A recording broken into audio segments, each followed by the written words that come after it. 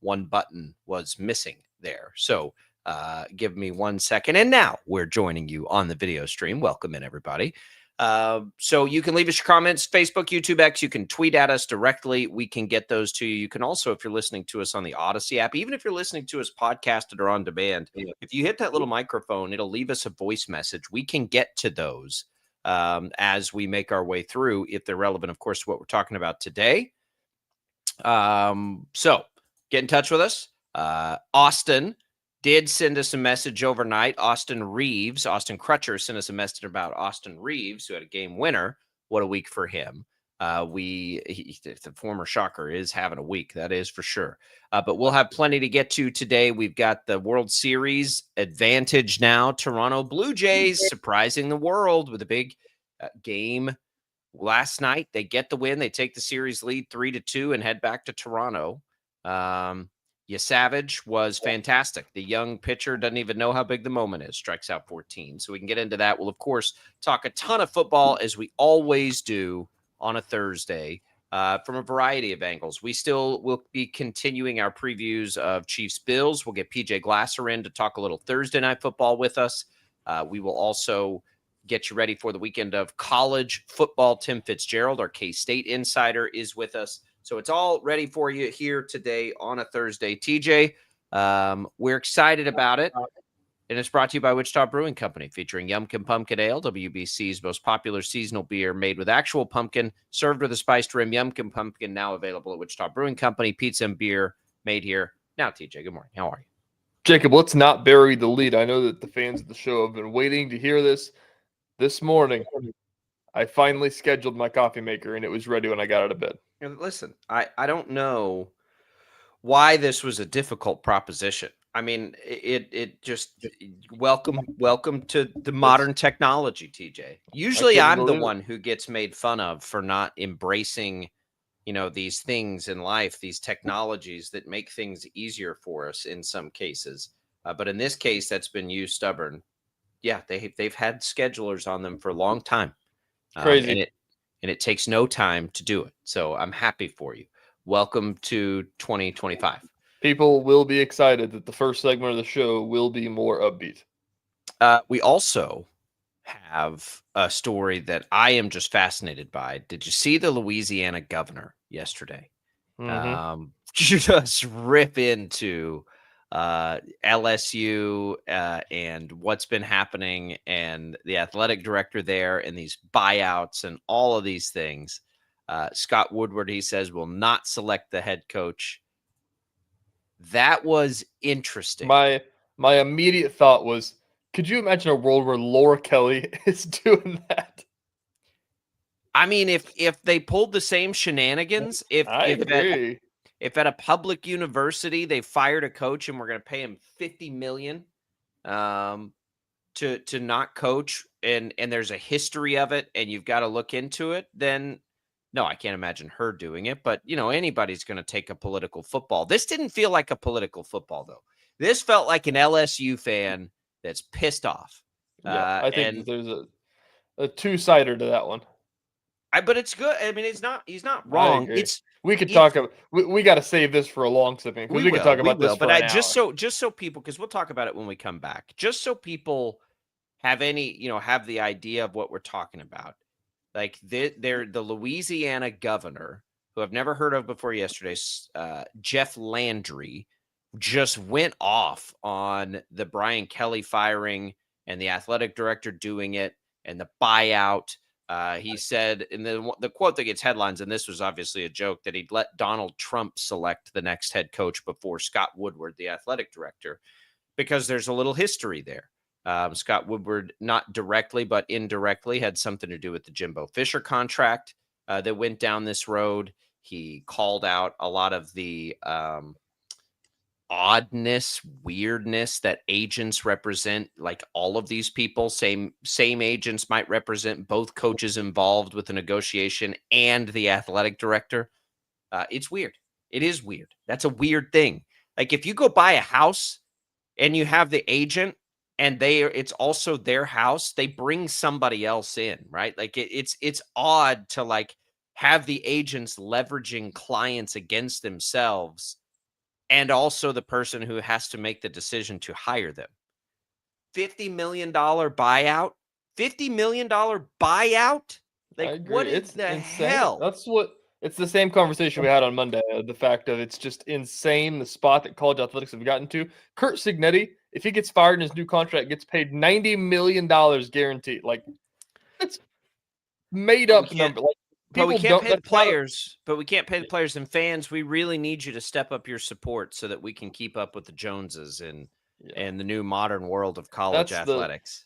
That's nail on the head of what I've talked. I've talked to Kevin Saul about this for months about like, man, like I don't think that anybody was asking that we the fans needed to do this. I think that the whole NIL space was about, hey, Johnny Manziel made Texas A&M enough money to buy a new stadium, basically. Like, can he get a cut of that? Like, there's no shortage of money in college athletics. No, there's not. And they're going to share and they don't like it. And because of the good old boy nature of it, in a lot of ways, guys get $50 million buyouts. Goodness. I mean, the Shockers have dealt with this too. They've had to buy coaches out. Nothing to this level. But the buyout, the idea of a buyout is very strange in a lot of cases. In any other profession, basically. No, I mean, there's severance packages for sure. Yeah. But like not to the level that we're seeing right now in college football. And in some cases, and I'm not going to get into it here, like they're used for silence, right? Like we're all just going to go our separate ways on this deal, and everybody's going to be quiet about it. But I don't think that's the case in this situation. I think it's just we did a ridiculous contract that was negotiated by the agent that represents all sides in the negotiation. And now when the performance isn't to the standard that they think it needs to be, there's this massive penalty and they're going to have to go. They still have to go hire another coach, right? Like it's crazy. It's crazy. And the reality of it is, who has more to do with the national championship, Joe Burrow and Jamar Chase or Ed Orgeron? I mean, the answer to that question is very easy. That is not a trick question. The players do. Of course they do. It's why Andy Reid doesn't make as much money as Patrick Mahomes. In college, though, you got to have somebody to bring them to campus. That's half the battle. It is half the battle. And you can bring a lot of great players to campus, but if they don't perform, and I'm not trying to say they're not important. I'm trying to say they're not, like, the disparity of pay between Brian Kelly and whoever on the LSU roster is outrageous. And now it will be. But we'll get into that later in this hour. We're going to get into Josh Allen and Patrick Mahomes head-to-head. Take you through some of those numbers as we continue to prep for Chiefs Bills. PJ Glasser, our betting insider, joins us today. Tim Fitzgerald, our K-State insider, joins us today. Thanks to Prairie Fire Coffee for keeping us fueled up and fired up. They've always got the coffee ready there, all across the Odyssey family of networks. We'll be right back with more Sports Daily.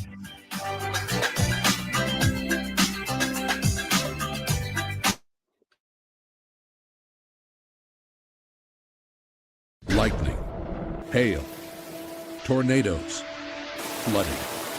It's the worst of severe weather, and it's coming. Spring brings warmer temperatures, but also dangerous weather conditions. Stay up to date day or night with the Storm Team 12 weather app. You'll get accurate forecasts, so you can plan ahead and stay safe, no matter the weather.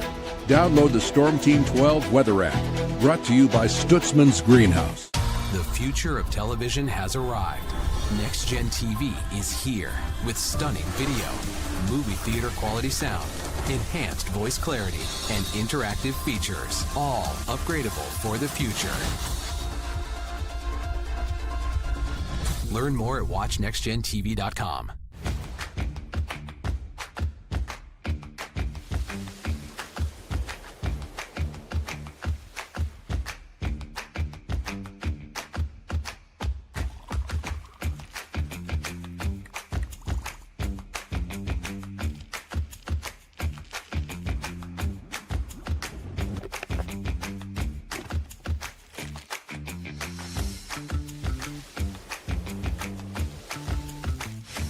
The canvas of our imagination. They tell a story, clouds affect the events of your day. Sometimes they growl, sometimes they inspire, but they're always the messengers of nature's mood written in the sky. Storm Team 12 understands the language of clouds. We're dedicated to decoding their message so you know what to expect. Behind every cloud, there is a story waiting to be told. Trust Ross Jansen and Storm Team 12, alerting you first to the impact on your life. We are following a breaking update. Every day, all day, stream the stories that have you talking near and far. Whoever is behind the wheel of this bus is not stopping. From hundreds of local reporters and meteorologists spanning the country. Chaos here this morning at the UW campus. Search LNL for the all-new Local News Live streaming app. Odyssey is one of the most influential audio and entertainment brands in the nation. You already know Odyssey's iconic local radio brands in Wichita. But did you know Odyssey has the country's best collection of music, news, and sports brands? Odyssey is also a premium podcast creator, major event producer, and digital innovator. Odyssey brings people together across the country and right here in Wichita. Odyssey also delivers meaningful radio and digital audio results. Find out our story and impact at odysseyinc.com/Wichita. Make yourself known now. 310-1 in traffic pursuit. Oh my God, here. Investigate TV Plus begins with real people.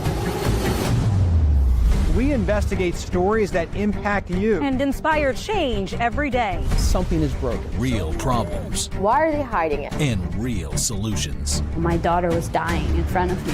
What was your reaction when he said that? Investigate TV Plus, weekdays at 3:30 p.m. on KWCH. Sometimes people tell us, I don't get it, it's just tea. But let me tell you, we are so much more than just tea. With 20 plus flavors of sweet and unsweet iced tea, the possibilities are endless. Come on in and try them all for free to find your favorite or get us on the go for your busy lifestyle. And don't miss happy hour every day. So the next time someone tells you it's just tea, tell them to come by and find out why we say, drink tea, be happy. Jim Rome here, lighting up your afternoons on the Jim Rome Show. Catch me starting at 2 on Wichita's #1 sports radio, Kansas Fan Headquarters, 97.5 and 1240 KFH.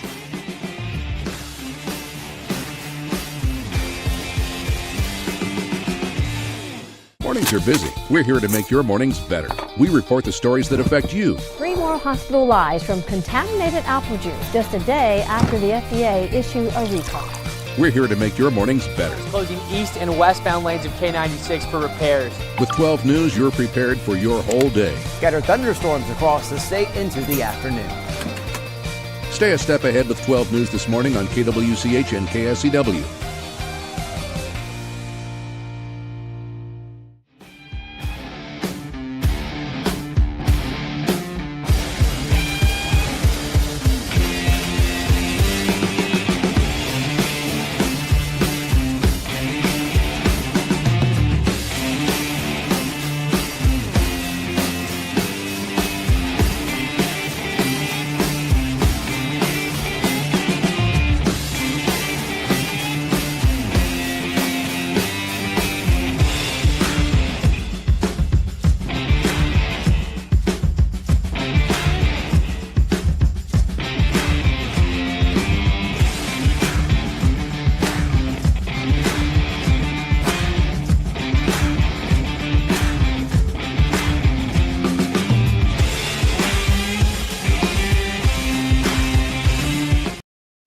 This is Sports Daily on KFH.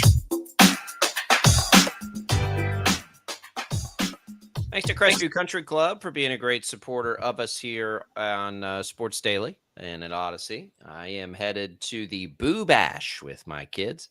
I tell you all the time, they got all kinds of great family stuff there at Crestview. It's a big Halloween party they're putting on.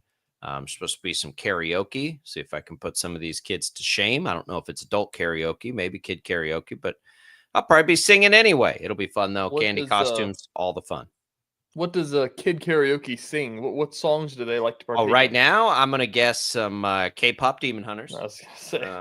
Golden would probably be on there. My kids, I don't know how they do it or where they do it or how they keep up with it because they don't really have any devices or anything, but they know all the songs that are on the radio. Like their memories must just be sponges. They hear stuff one time and maybe they sing it to each other at school. Maybe their friends have stuff at school that they listen to, but they kind of know all the hits. And my son, man, he never met a song he didn't like. He was classic rock when I used to take him to like preschool. Just loved it and still does. But now he's got 2 older sisters, so he has to like or pretend to like at least all the pop stuff because that's what they listen to, and he just wants to do everything that they do.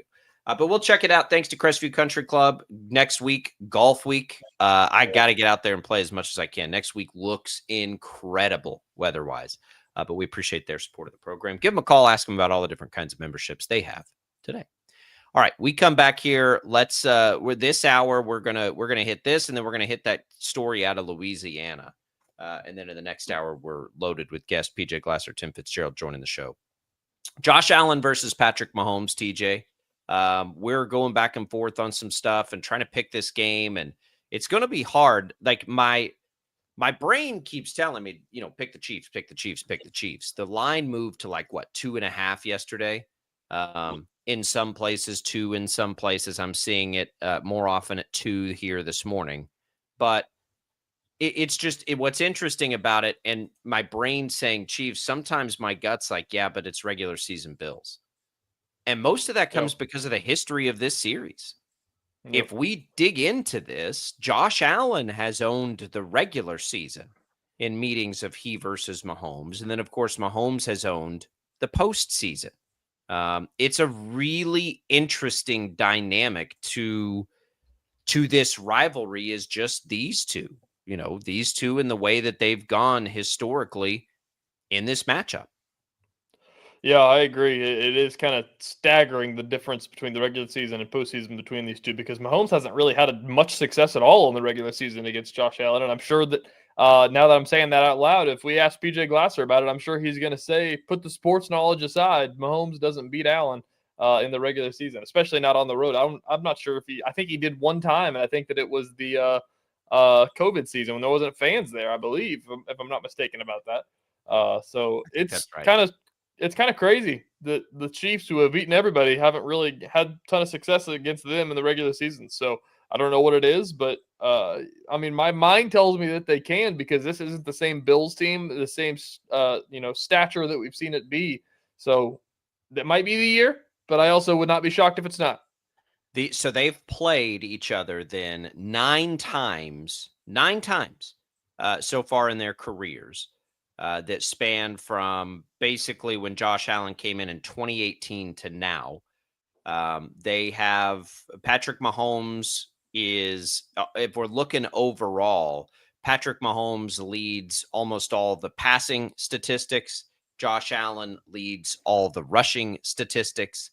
And they've both been very good. When I say Patrick Mahomes leads the passing statistics, Josh Allen's still been awesome.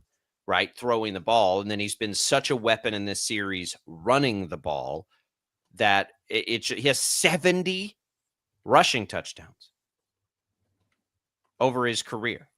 Isn't that crazy? 70 rushing touchdowns over his career. But they're both obviously amazing quarterbacks. And then if we go to their head-to-head matchups, they've met 5 times in the regular season. That they each in those 5 regular season matchups.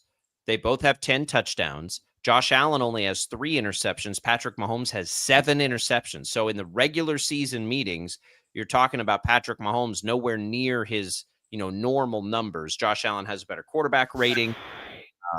Josh Allen has been a better runner in the regular season meetings. He's averages a little over 40 yards a game. He has 3 rushing touchdowns in those games. Josh Allen has been the better player individually in the regular season throughout the games that they've played. If we go over to the playoffs, which make up 4 of their head-to-head meetings, that's where things get a little bit different. That's where Patrick Mahomes has been just out of his mind in these games, a near perfect quarterback rating in the games, 9 touchdowns in those 4 games, no interceptions, completes 75% of his passes. Now, Josh Allen's also been incredible in those games. In fact, he's been better in the playoffs in these meetings, TJ, than he has been in the regular season. And that's the thing. Like, we always look at this and we're like, oh, it's always Patrick Mahomes beating Josh Allen in the playoffs. No, it's the Chiefs beating the Bills.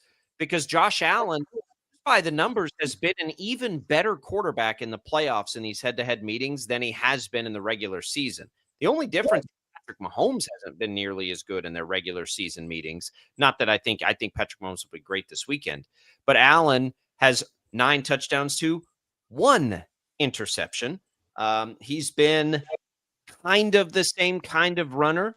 It's been over the 4 games, he has 260 yards. So it becomes a bigger part of his game in the postseason than in the regular season on a per game basis.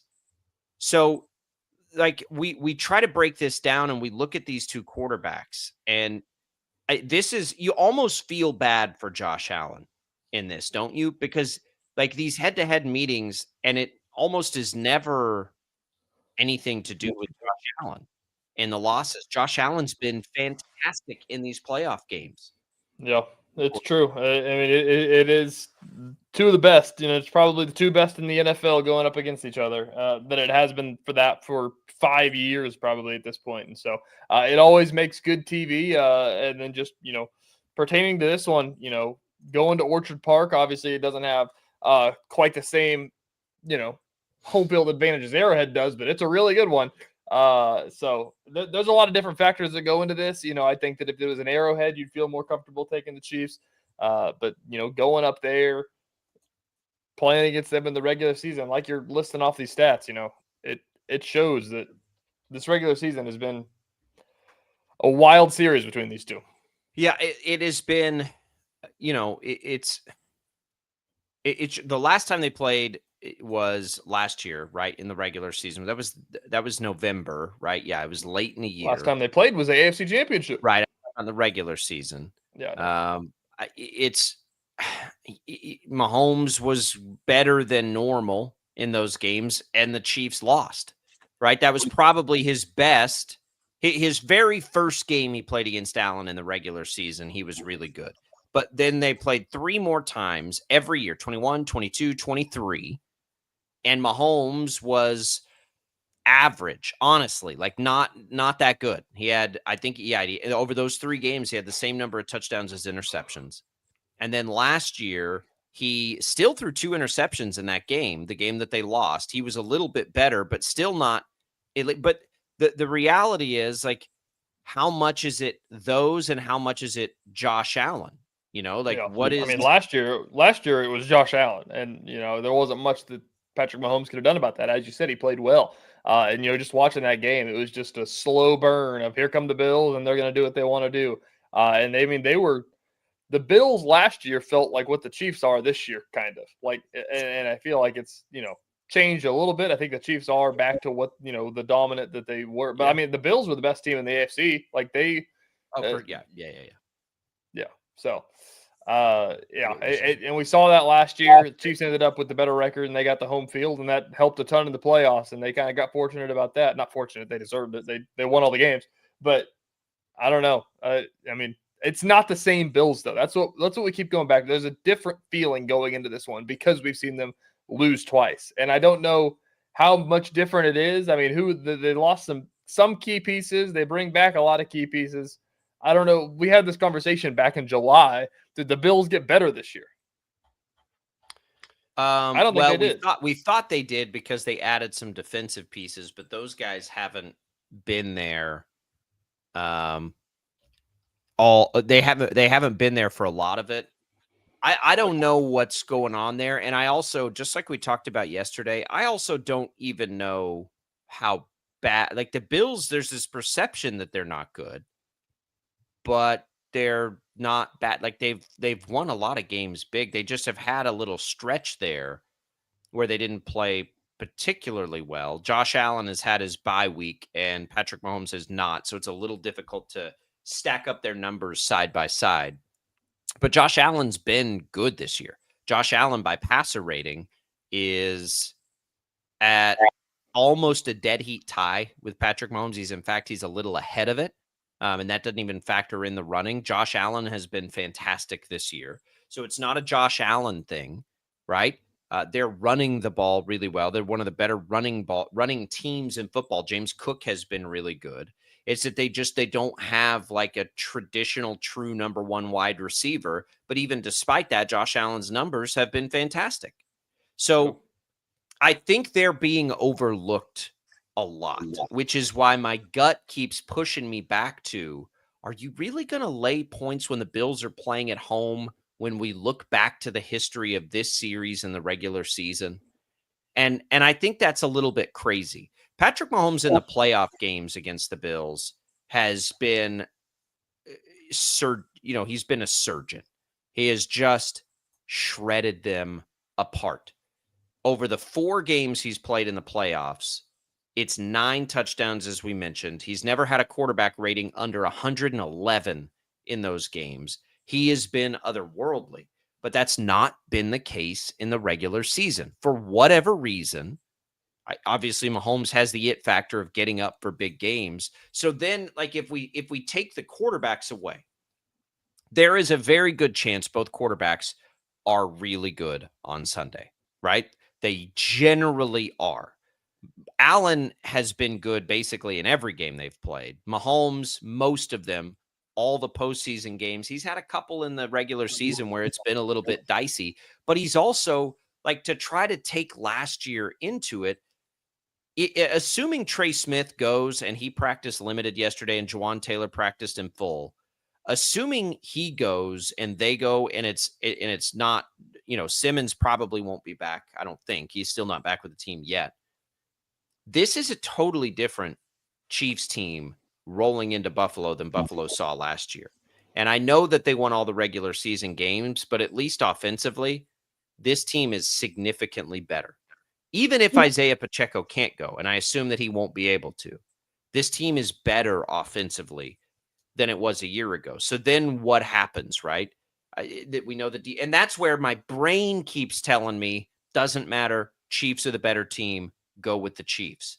So it's a really interesting, like, what have we seen it's backwards 5 backwards times? Yeah, it feels backwards from last year. Like I said, I mean, last year the Bills were what the Chiefs are this year. I mean, that was what it was. And this year, the Chiefs are what the Bills were last year. If everybody can see that, like, oh yeah, they're the best team. Like their offense is way better. And then the Bills have a better record. The Chiefs are a better team. I don't know. And they don't have much of a better record now. Of course, they've had the bye, and you've got 5-2 and 5-3. But there is a clear, and we're talking about all the quarterbacks, and man, Buffalo is really going to want to run the ball, and that is something the Chiefs have handled well this year. That's to me, like, that's the big question. If the Chiefs are able to keep Buffalo from running the ball, can the Bills still win the game? Do they have enough firepower to sling it like that this year? And I think the answer is probably they do. They really lean heavy into tight ends. When we think about their run game, it's not as simple as just stopping James Cook, right? You also have to stop Josh Allen. And in these games, Josh Allen will run like crazy. We all remember the play, the Jim Nantz call on the play last year to sort of ice the game and all of that stuff. But I don't know, man. Like, when we keep, and we'll ask Glasser about this in the next hour. I keep my gut just keeps saying they're going to get points at home, and that number may go to 3 by the time we get to this weekend. Like, you may get the field goal there. The better question to ask here: do you think that the Chiefs can win the game? For sure. Do I think they can? Yeah. Are you? If you were picking this game on the money line, would you pick the Chiefs? Not the probably. Yes, probably, because the 2.5 are skewing you here.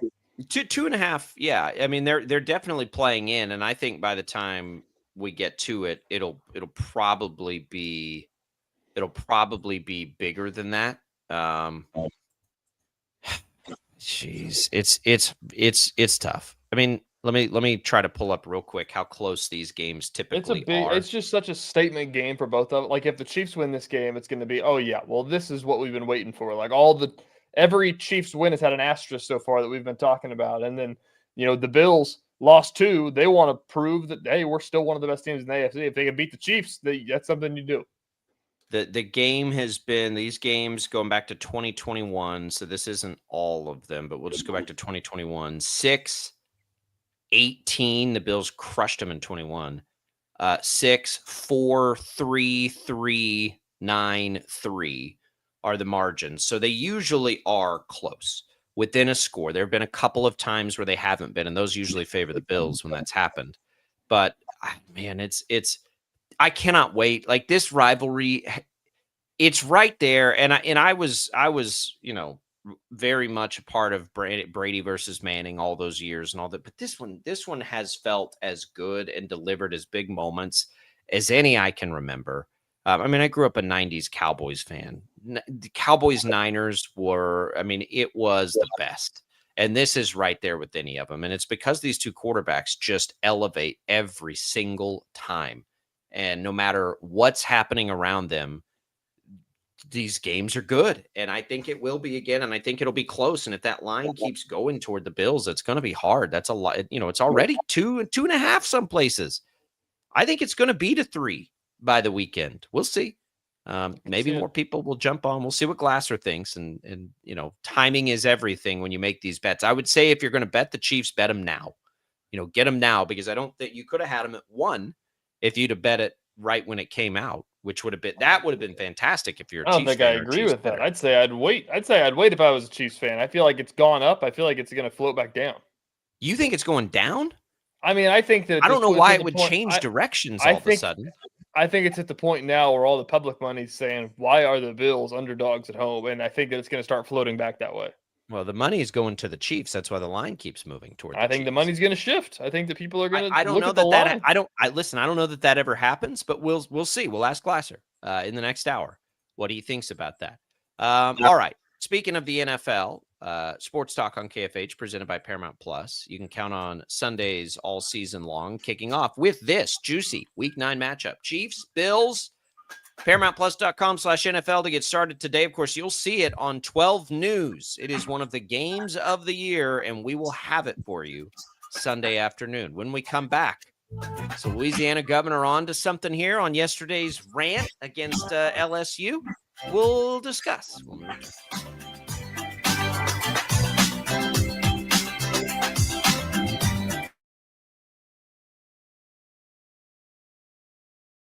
Lightning, hail, tornadoes, flooding.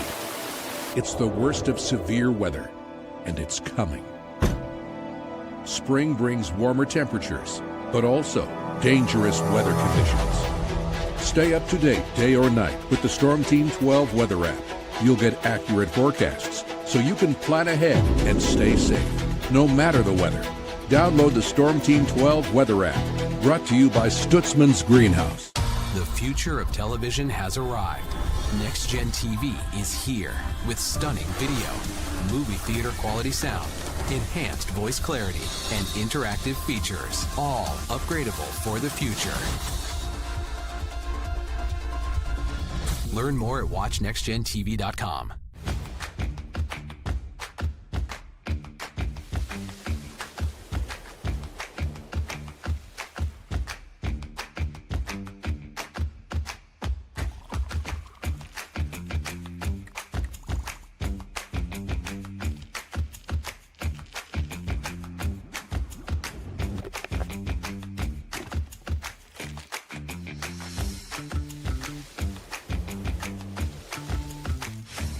Canvas of our imagination. They tell a story. Clouds affect the events of your day. Sometimes they growl, sometimes they inspire, but they're always the messengers of nature's mood written in the sky. Storm Team 12 understands the language of clouds. We're dedicated to decoding their message so you know what to expect. Behind every cloud, there is a story waiting to be told. Trust Ross Jansen and Storm Team 12, alerting you first to the impact on your life. We are following a breaking update. Every day, all day, stream the stories that have you talking near and far. Whoever is behind the wheel of this bus is not stopping. From hundreds of local reporters and meteorologists spanning the country. Chaos here this morning at the UW campus. Search LNL for the all-new Local News Live streaming app. Odyssey is one of the most influential audio and entertainment brands in the nation. You already know Odyssey's iconic local radio brands in Wichita. But did you know Odyssey has the country's best collection of music, news, and sports brands? Odyssey is also a premium podcast creator, major event producer, and digital innovator. Odyssey brings people together across the country and right here in Wichita. Odyssey also delivers meaningful radio and digital audio results. Find out our story and impact at odysseyinc.com/Wichita. Make yourself known now. 831001 in traffic pursuit. Oh my God, here. Investigate TV Plus begins with real people. We investigate stories that impact you and inspire change every day. Something is broken. Real problems. Why are they hiding it? And real solutions. My daughter was dying in front of me. What was your reaction when he said that? Investigate TV Plus, weekdays at 3:30 p.m. on KWCH. Sometimes people tell us, I don't get it, it's just tea. But let me tell you, we are so much more than just tea. With 20 plus flavors of sweet and unsweet iced tea, the possibilities are endless. Come on in and try them all for free to find your favorite or get us on the go for your busy lifestyle. And don't miss happy hour every day. So the next time someone tells you it's just tea, tell them to come by and find out why we say, drink tea, be happy. Jim Rome here, lighting up your afternoons on The Jim Rome Show. Catch me starting at 2 on Wichita's #1 sports radio, Kansas Fan Headquarters, 97.5 and 1240 KFH.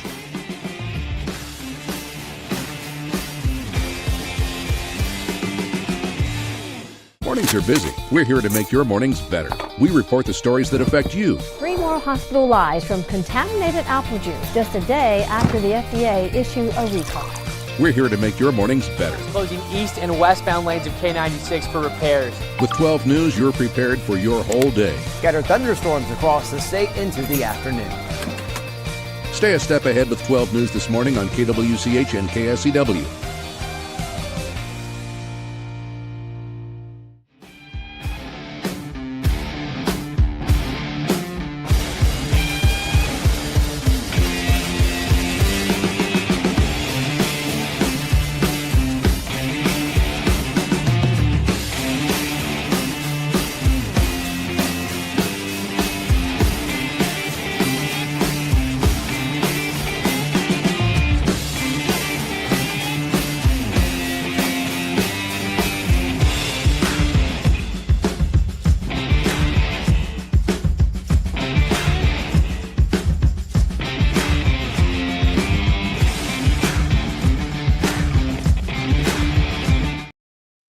KFH.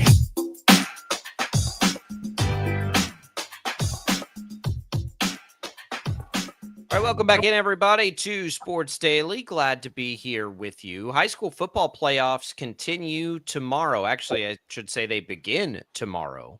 They begin high school tonight. Football coverage. Well, right. High coverage of high school football playoffs begins tomorrow. You get, what do we have? Carroll and Valley Center tonight as a headline game. The playoffs are here. All the high school football coverage on Sports Daily brought to you by Zentex Remodeling Group. Remodel your bathroom in as little as one day with Zentex Remodeling Group, ZINTEX.com. It is that time of year. We'll have more on the high school football playoffs tomorrow in a Catch Kansas preview. So we're looking forward to that.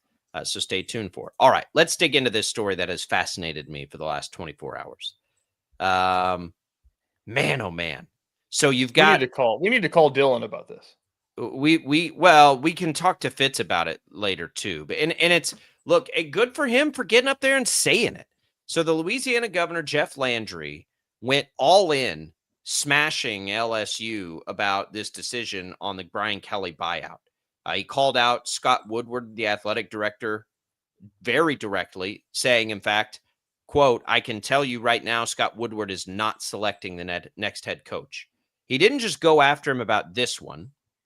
He went after him about the Jimbo Fisher situation, and Jimbo Fisher was given a huge contract at A&M, and then this athletic director left, goes to, I believe, and correct me if I'm wrong on this, goes to LSU, tries to hire him away. Jimbo Fisher then gets an extension and an even bigger buyout, only to be bought out. And now he comes in to lure Brian Kelly away from Notre Dame, he does this big buyout. All the agents are the same. It's like the same one or two agents in all of this. And he's just saying this system is jacked. Like, what has happened? Like, how can this be possible? And he calls out and says if this were, that you'd be disbarred if you were a lawyer in these kinds of conflict of interest situations. And he's not wrong. Like, how can an agent represent the person signing the contract, the person being bought out, and the person that's going to sign the new contract? Whose best interest is that agent looking out for? His. Right. Like, the most money everywhere means the most money for me. And I don't know, like, why any, and universities, by the way, just sit here and they're just cool with it. Okay. It is. I kind of had a feeling that once this one dropped, I mean, I saw like I was talking about, CBS Sports had an article about, it might be time to look in the mirror, athletic directors, like coaches are just allowed to fail in college sports and get fired and paid for it. And like the people that hire him, like it's their failure. Like that's the thing. If you're an athletic director and you hire a coach that doesn't work out, it's kind of your fault. Like it's not in the direct way. It's not. There's a lot of reasons it doesn't work out. The buyout is your fault. Yes. Yeah, 100%.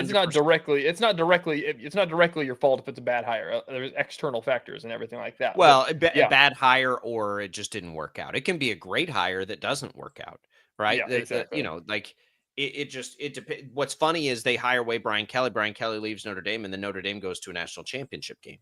So, now, and this is what the governor's saying, like, there are lots of coaches out there. Don't hire the one that comes in and says, and his agent says, we got to have a $50 million buyout. Yeah, okay, that's great. Thing. We're not hiring you then. Go have fun. We'll go to the next candidate. But they don't do that. They don't. They're like, okay, fine. Yeah, we'll do that. That's the biggest part of this is the fact that athletic directors, like, it's just it will to these coaches, and it's going to happen again. Like, what do you think Lane Kiffin's buyout in his new contract is going to be? It's going to be astronomical if you want to get him to your school. But that's what the governor here is saying, and it's what more people need to say. That's why this guy, it doesn't sound like, is going to be allowed to make that hire, because that's exactly what he would do. He would he would hire. Here's what he would do. He would hire a committee. Okay, he would hire a committee to go tell him you should hire Lane Kiffin, and then Lane Kiffin will come in. And he'll say, I need a $60 million buyout. And I don't know who Lane Kiffin's agent is, but it's probably one of the same one or two. And then they'll say, okay, fine. And then Lane Kiffin will win 9 or 10 games a year. And in 4 years, he'll get fired. And then he'll get the stupidest thing ever. The correct answer should be, oh, you need a $50 million buyout? Well, then we're on to the next person. We're going to hire somebody that doesn't need a $50 million buyout. It's to the point. The thing is, though, is that, like, it's okay. It's okay to do it, but like you can't be wrong and do it. Like that's the thing. Like the buyout is basically an athletic director saying, I'm so sure this will work that I will give you $50 million if we fire you, and taking a bet on it. And every time they're almost wrong. Like it never works. Because there are so many factors. Yeah. And it's totally unreasonable. Brian Kelly was not unsuccessful at LSU. Nope.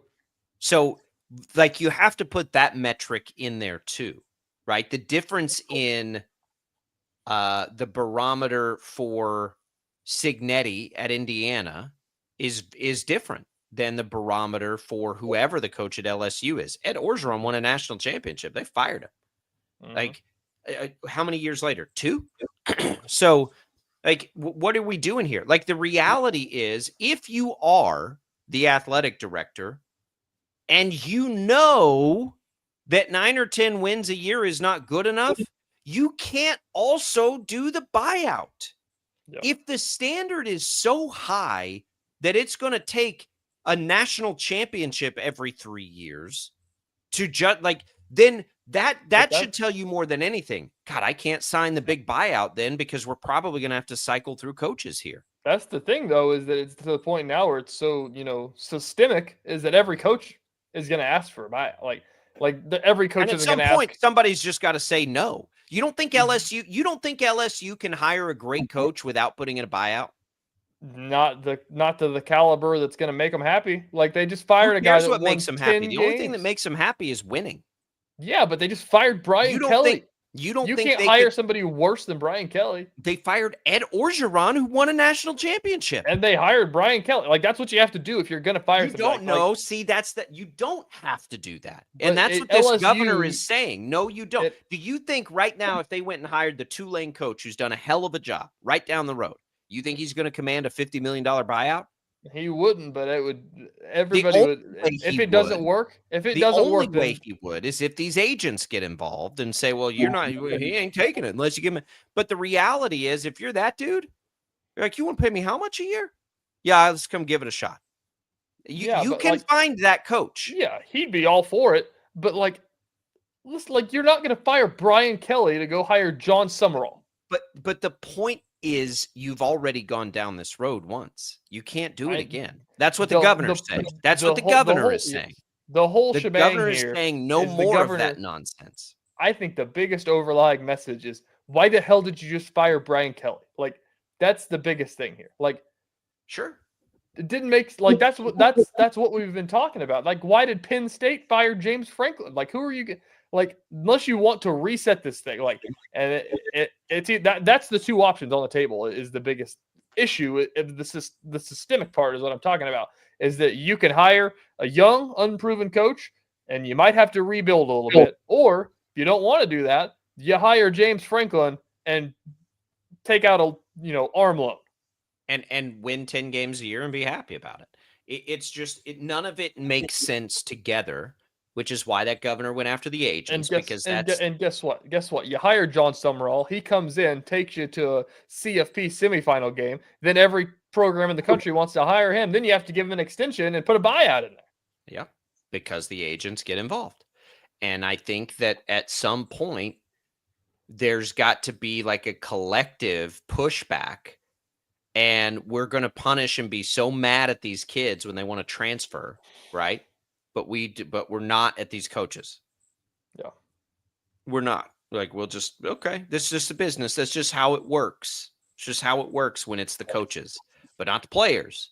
The players, they made a commitment to that university. They need to learn something about respect, and their word is their bond, and they can't, what are we doing? They already get a scholarship. I don't know where I saw this, but this was a while back. This was a college basketball story. And I believe it was a Sam Houston State transfer who played 4 years there, was awesome, best player on the team, and then transferred to some SEC school or Big 12 school. I can't remember. Right, Texas Tech. I think they had one of those. Something got a big payday. And the dude took his payday and donated to the NIL fund at Sam Houston State. And it brought out the argument about there should be a business model to where it's because poaching is such a big deal, it shouldn't be on the player to be yeah, well, I want to leave, so I guess I got to pay this, buy out of my contract. It should be, hey, Texas Tech, you want me? You need to come pay Sam Houston. And that would elevate the mid-majors, which is a good idea. That'd be cool.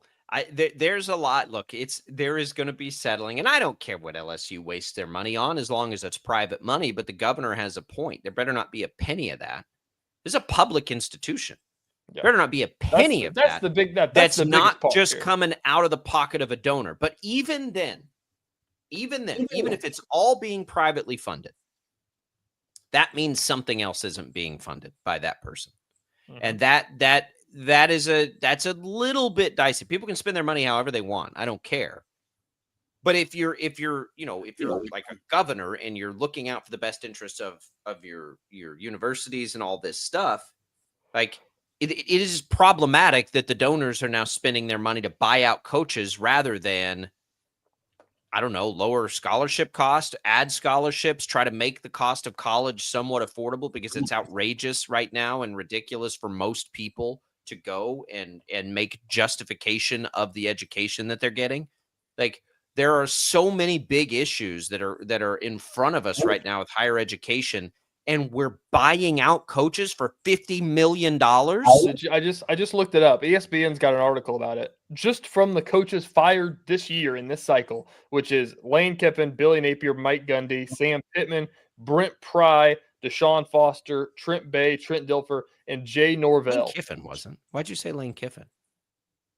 Why did I say Lane Kiffin? I don't know. Trent. I don't know why I said Lane Kiffin. Not Lane Kiffin. Yeah. Okay. Billy Napier, Mike Gundy, Sam Pittman, Brent Pry, Deshaun Foster, Trent Bray, Trent Dilfer, Jay Norvell. That list of guys, along with Brian Kelly, not Lane Kiffin, $168 million in 1 year. And That's none of us can afford to send our kids to college, and we can't pay the players because it's not like that's the thing. Like I don't want to pound my head on the table here and act like I miss the old days of college sports and stuff like that. But like we're at the point now where it's like if you don't have a $500 million stadium, $100 million head coach, and a $20 million roster, like you don't have a chance. Which is why we need expansion. Which is why we need more money to shift toward the players. Which is why all of these things, and that's just the way it is now. But like the money shifting towards the players isn't coming. It's not getting taken out of a different accounting line. Like yeah, it is to some degree because there's revenue share, but like it's just this is the most egregious thing that happens. Like of all the attention that all the other things get, as far as money goes. This is the most egregious one, and it's not talked about enough. And kudos to a governor for getting up and calling a spade a spade. Like, this is absurd what we are doing with these coaches. I mean, it's absolutely insane. $50 million to not coach is what Brian Kelly's going to make right now. That's the life to live. I know. It's good work if you can find it. We'll come back. We've got betting talk in the next hour. We'll see what Tim Fitzgerald thinks about it, plus his thoughts on KState this weekend against Tech and a little college basketball preview. Busy. Second hour of the show. Don't go away.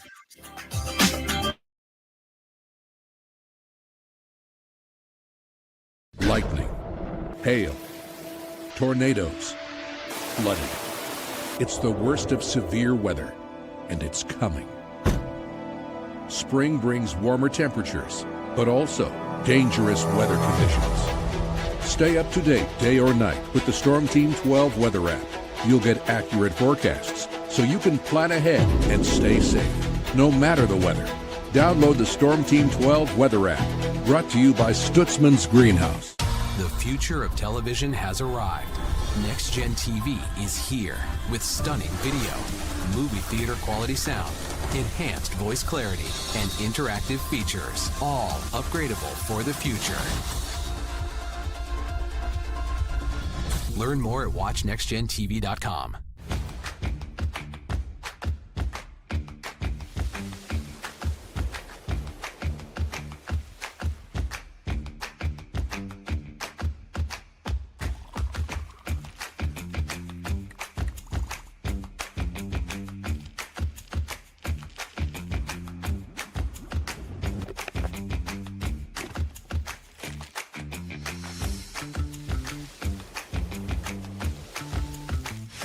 The canvas of our imagination. They tell a story. Clouds affect the events of your day.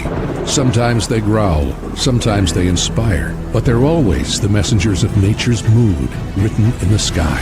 Storm Team 12 understands the language of clouds. We're dedicated to decoding their message, so you know what to expect. Behind every cloud, there is a story waiting to be told. Trust Ross Jansen and Storm Team 12, alerting you first to the impact on your life.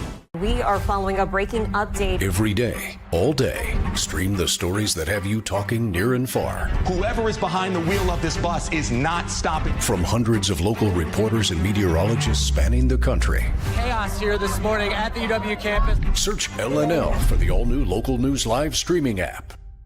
Odyssey is one of the most influential audio and entertainment brands in the nation. You already know Odyssey's iconic local radio brands in Wichita. But did you know Odyssey has the country's best collection of music, news, and sports brands? Odyssey is also a premium podcast creator, major event producer, and digital innovator. Odyssey brings people together across the country and right here in Wichita. Odyssey also delivers meaningful radio and digital audio results. Find out our story and impact at odysseyinc.com/Wichita. Make yourself known now. 831001 in traffic pursuit. Oh my God, here. Investigate TV Plus begins with real people. We investigate stories that impact you. And inspire change every day. Something is broken. Real problems. Why are they hiding it? And real solutions. My daughter was dying in front of me. What was your reaction when he said that? Investigate TV Plus, weekdays at 3:30 p.m. on KWCH. Sometimes people tell us, I don't get it, it's just tea. But let me tell you, we are so much more than just tea. With 20 plus flavors of sweet and unsweet iced tea, the possibilities are endless. Come on in and try them all for free to find your favorite or get us on the go for your busy lifestyle. And don't miss happy hour every day. So the next time someone tells you it's just tea, tell them to come by and find out why we say drink tea, be happy. Jim Rome here, lighting up your afternoons on The Jim Rome Show. Catch me starting at 2 on Wichita's #1 sports radio, Kansas Fan Headquarters, 97.5 and 1240 KFH.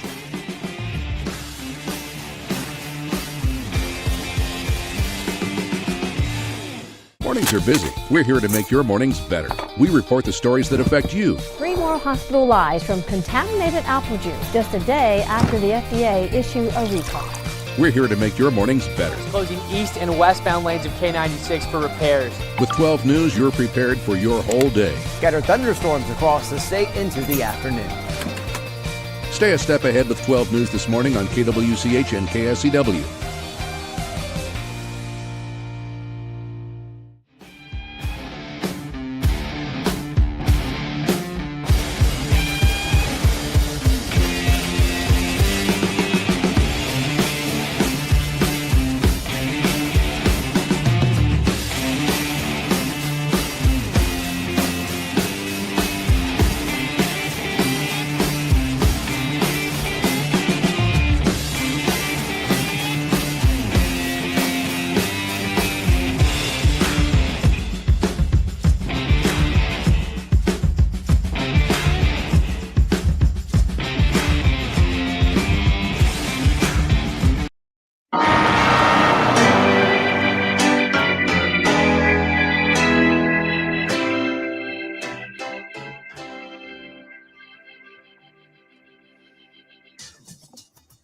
Now, from Wichita's most listened to sports radio, 97.5 and 1240 KFH. This is Sports Daily.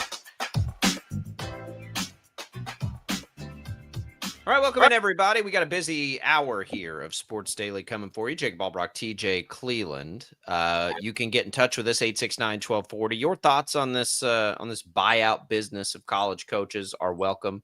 You can call us there. Max has the KFH hotline manned. You can also leave us comments on our video streams, Facebook, YouTube, X. It's all available for you to reach out to us. Thanks to those of you watching us on 12 News Connected. Coming up this hour, we'll talk bets with PJ Glasser. In just a few minutes, we'll get you ready for the college football weekend and the NFL weekend. And then we'll have a little K-State talk with GoPowerCat.com publisher Tim Fitzgerald coming up later in the hour as well. It's all What's on Tap, brought to you by the Wichita Brewing Company, now featuring the Cooperstown Pizza with a sriracha cream cheese base and topped with chicken, bacon, mushrooms, and mozzarella. The Cooperstown, now available in a lunch or full size at Wichita Brewing Company. Pizza and beer made here. Cooperstown brings thoughts of Major League Baseball, where we see the Toronto Blue Jays take the series lead 3-2, TJ, headed back to Toronto. It was an unbelievable performance by Trey Yesavage, who was fantastic, who a lot of people probably don't even know. He was kind of a late call-up. He's a top Blue Jays prospect. And he got called up late in the year and pitched really well, and then has been a weapon for them. He made 3 starts. That's it, TJ, in the regular season. He got called up on September 15th. Jeez. That's it. And then he's come up in the postseason, and it was a little rocky early on, but he's been pretty nails here his last 3 times out, including last night. 12 strikeouts over 7 innings in the Game 5 win over the Dodgers. Excuse me. How about that? How about that for a 22-year-old who got called up a month and a half ago? That's crazy. Yeah, it was a wild game last night. What was it? 2 home runs and 3 pitches to start the game. Definitely sets the tone and helps a starting pitcher on the road at Dodger Stadium, come out and not have much pressure breathing down his neck. And so I'd say that helps as well. You're 22 years old. You got called up a month and a half ago. You have made, going into that game, 7 appearances as a big league starter. Hey, game 5, critical. We're going to shift the series here. Game 5, Dodger Stadium. Let's go with you, Savage. You ready, young man? We see this too. Like, we see this for young guys. Do you remember, was it Finnegan? I think Brandon it was Finnegan, yeah. For the Royals in their runs where he just got drafted, I think, and kind of called up and he just kept putting him in big spots and he just kept delivering. It happened with Evan Carter. If you remember the Rangers World Series, the late call up, young outfielder, and they just kept throwing him out there and he just kept making big plays. It's a cool thing that we see, and it happens, fairly frequently in the post, maybe not to the degree of 12 strikeouts in a game 5 at Dodger Stadium on the road, but we see these things happen. And it's just like, at some point you just kind of run on fumes and you don't think about it and you just get out there and you go, and it's awesome. Like, it's so cool. What a great story last night. And now 2 games to get it done in Toronto, TJ. The Dodgers were heavy favorites in this thing. You'll have Gossman, who's been very good, against Yamamoto, who's been otherworldly in game 6. And then if there is a game 7, it would be the old man Scherzer on the mound for game 7 against Glasnow. Do you think the Blue Jays can get it done? It's going 7. Hey, listen, I feel good. I called Blue Jays in 7, so I feel good. I think that Yamamoto will be freaking nails in that game. He will. That's gonna be so cool. But so has been on the other side. His opposition's been just as nails. Maybe not just as nails, but Gossman's been fantastic. When was the last game 7? Cubs Indians. Woo! 2016. Really? It's been 10 years since we've had a game 7 of the World Series. That's what Google says. I would have lost that. Bet. I'm trying to pull up right now. Let's see. World Series. Oh, no, not right. Nationals Astros. Sorry. Okay. The Blue Jays winning 7, you can still get it 3-1. The Dodgers, you can get 2-1 to win the World Series. So the Blue Jays have pretty heavy. They're minus 250 right now. So, Vegas has got them, closing it out a little bit. It's not a bad spot to bet the Dodgers. It's not a bad spot. Like, if you're TJ thinking Blue Jays in 7 or it's going 7, you could take the Dodgers at 2-1 and the Blue Jays in 7 at 3-1. And if the Dodgers win game 6, you're set. You're going to win. You're going to end up with money if you were to do that. So that's one way to look at it. Of course, you lose money if the Blue Jays get it done in 6. I love it. I think this, and it's we talked about the weird thing about it is the games haven't been that close other than the marathon game. They haven't been very close, but it feels like this has been a really good series, even though there haven't been a lot of close games. Maybe I'm the only one on that. And I think it's just because the stars keep performing. But the games have been it's been fun to watch the series, even without the games being particularly close. I think it's just the fact that we're getting, we're getting big numbers and good pitching. Like, it just depends on what team does it that night, I guess we saw a team put up 11 and then we see Yamamoto, shove the way he shoved. And we see a 12 strikeout game last night. And I think it just keeps going back and forth. What makes it so fun is that you just don't know what you're going to get each day whenever you turn the game on. So I think that goes into it as well. And I think that I'd rather see something like this that's full of action rather than seeing a bunch of games that are 2-1 with, bloop and move them over. That's a good question. Which I like. I do like some small ball, but I like seeing. It's not action. the small. It's not so much. I just need, and these games have been this way. Like, I need it to be intense all the way. So the only game where it hasn't been is game 1. Yeah, I think this is just the former hitter in me coming out. We used to always have these conversations in college, and the hitters and the pitchers would, go to each other's throats because pitchers were like, "I'd rather see it be 1-0." I'm like, "You're insane!" Like, I know you don't believe that. You want to see stuff happen in a baseball game. I'm fine either way. I just want it to be like if I'm in the playoffs and especially a World Series, like I just want the intensity of every pitch to be like that palpable tension. And even last night, it was all the way until probably the 8th or 9th inning. Like every at bat felt like a big deal.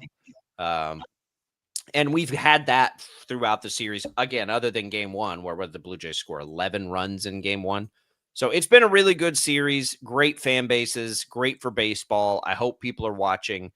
They will be up against not much Saturday night college football for game 6. For game 7. If it happens tomorrow night, Friday night, Halloween, you get home, you get with the kids. I just hope people are watching because it's been really good. My question becomes, the Blue Jays are clearly better in those blue uniforms. They got to rock those at home now, don't they? You can't go back to the primary. Like, you've been great in those blues the last 2 games. You got to go with the blues, don't you? It's true. Yeah. I mean, maybe you can wear them at home or the road. That's the beauty of the powder blues. Yeah, I think they wear those at home from time to time. Yep. And I don't know what they wore in game 1, but that's something that it's a good jersey. It's a good jersey. I'm a big powder blues guy. It's a good. Can we talk about something here? The powder blues are not the problem. It's a great jersey. It looks great. Looks fantastic. You know what else looks great? It's the hat they wear with it. The Royals blues looked fine. Those hats were awful. I just like. I don't. The Royals bringing in the powder blues are great, but I want you to look at how good that Blue Jays hat looks, because it's cool. It just is simple, right? It's simple. It does have the 2-color bill, which, okay. But even if it was solid blue, like the Royals have the perfect hat. Their regular hat is the perfect hat for powder blues. And they screw up the powder blues by wearing that Elmer Fudd logo too small hat that they tried to roll out that looks like my daughter made it on Pinterest. No. Just wear your regular hat and do the powder blues. I can't believe you're a hater of a throwback hat. It's not good. It's not a good hat. The logo's sweet though, but it's too small on the hat. Like it's the whole thing is weird. Like, it doesn't look right. And I'm sorry, it doesn't. It doesn't look right. They have the perfect hat for powder blue uniforms. Their regular blue hat is perfect. I'd rather see them wear that dumb hat with white uniforms occasionally, because it doesn't go with the powder blues at all. Like, it's a total mismatch. Whatever. World Series has been really good. And I hope that everybody's been able to enjoy it. And I hope most of us are rooting against the Dodgers. And even though the Blue Jays are not some like David versus Goliath, it always feels that way against the Dodgers. And hopefully we can keep it going. All right. Coming up tonight is Thursday Night Football here on KFH. We'll get you ready for Thursday Night Football. You'll hear that coverage beginning for the Ravens and the Dolphins. 6:00 coverage begins on Westwood 1. Dolphins are 7.5-point home dogs. We all anticipate Lamar Jackson playing. It's a pretty interesting line. The Ravens got their win without Lamar. Here come the Ravens. We'll see what PJ Glasser thinks. He's a Ravens fan, and he's our betting insider. We'll do that next on Sports Daily.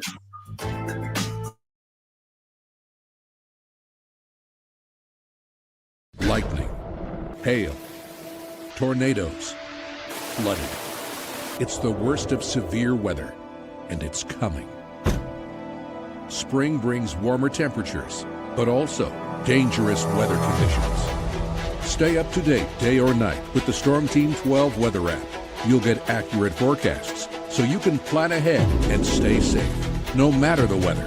Download the Storm Team 12 weather app, brought to you by Stutzman's Greenhouse. The future of television has arrived. Next Gen TV is here with stunning video, movie theater quality sound, enhanced voice clarity, and interactive features, all upgradable for the future.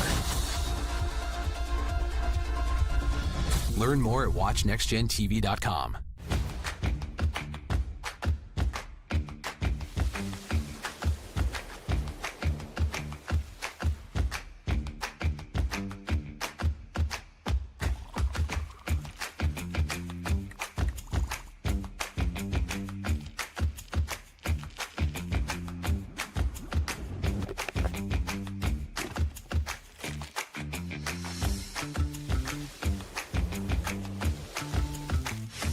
The canvas of our imagination. They tell a story. Clouds affect the events of your day.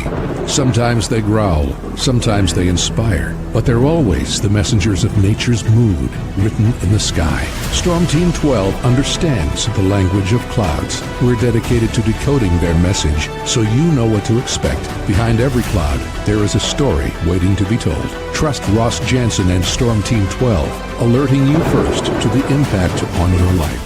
We are following a breaking update. Every day, all day, stream the stories that have you talking near and far. Whoever is behind the wheel of this bus is not stopping. From hundreds of local reporters and meteorologists spanning the country.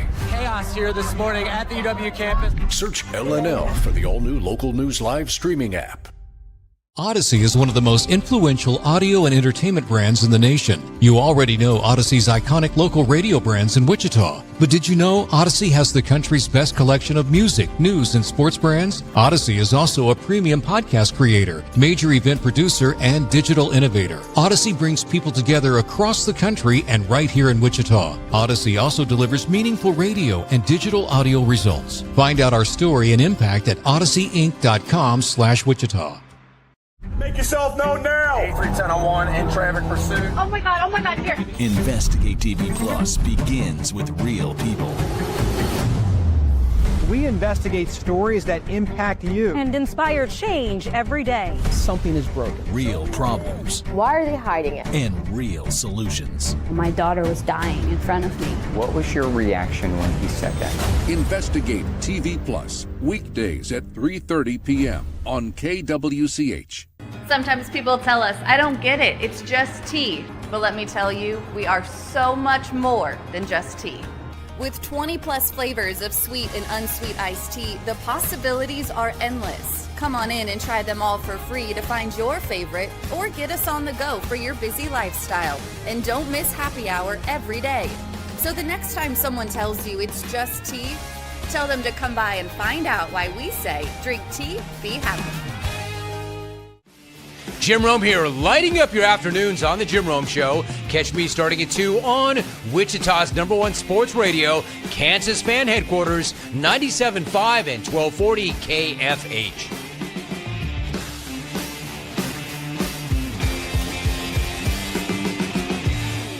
Mornings are busy. We're here to make your mornings better. We report the stories that affect you. 3 more hospital lies from contaminated apple juice just a day after the FDA issued a recall. We're here to make your mornings better. Closing east and westbound lanes of K96 for repairs. With 12 News, you're prepared for your whole day. Scattered thunderstorms across the state into the afternoon. Stay a step ahead with 12 News this morning on KWCH and KSCW.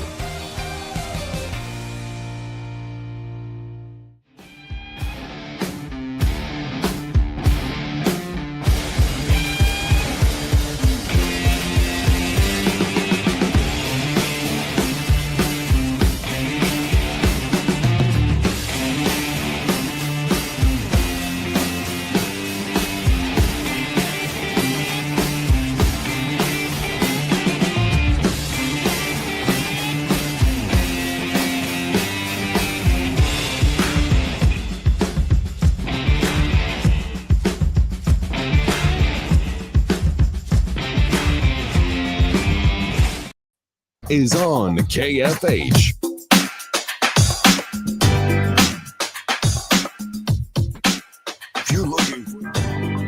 And now, if you're looking for the best props and games to lay your money down on, from BetMGM, here's KFH's betting insider, PJ Glasser. All right, we welcome in PJ Glasser as we have Thursday Night Football featuring his Baltimore Ravens that I'm curious about. We'll get to that and all our NFL bets in just a little bit. First, we're going to start with college football. You can find PJ Glasser on X at PJ Glasser 9. Always good insight there. Host of Send It In and Inside the Betting Lines on BetMGM Network. PJ, how are you this morning? I'm doing good, fellas. How you doing?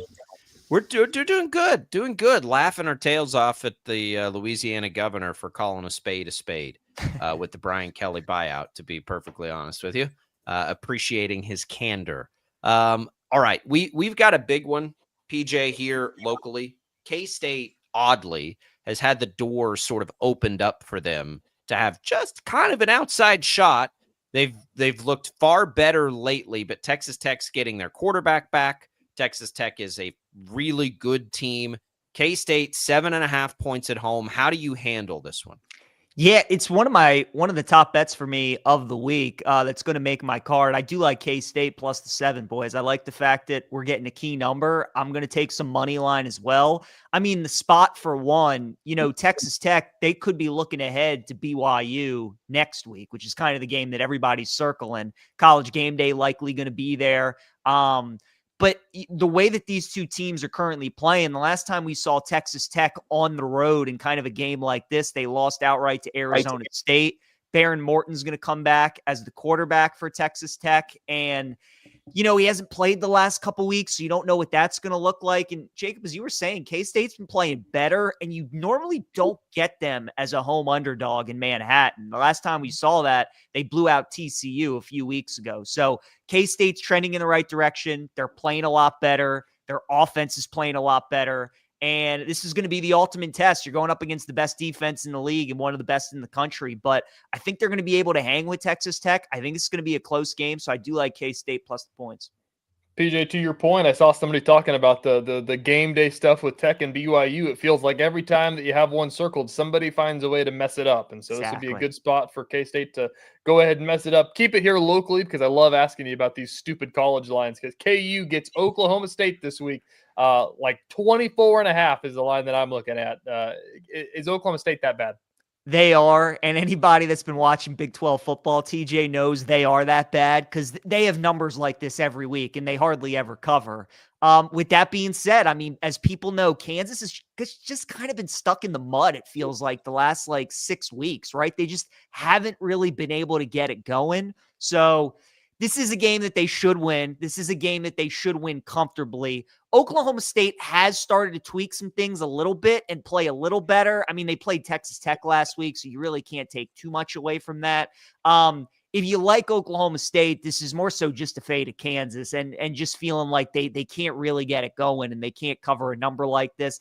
I'm staying away, but I think this is kind of a good test for both teams because Kansas needs a game to kind of feel good about themselves, a game where they can kind of win comfortably. And Oklahoma State's just looking to play somebody competitively. And I think maybe they look at this game being one that they can do that. So staying away, but I think you could make a case for both sides. It should be an interesting game.